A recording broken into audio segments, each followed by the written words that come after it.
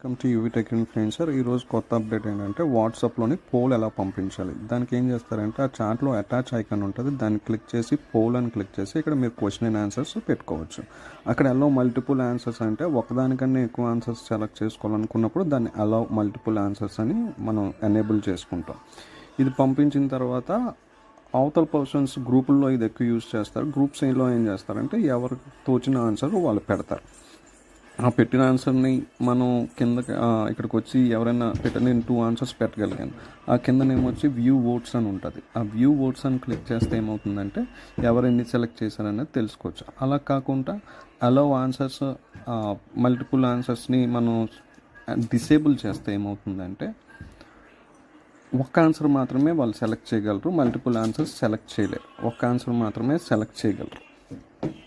ఆ ఒక్క answer select చేసిన తర్వాత మళ్ళీ వ్యూ ఓట్స్ అని చెప్పేసి చూసుకుంటే ఎవరెవరు ఏ ఆన్సర్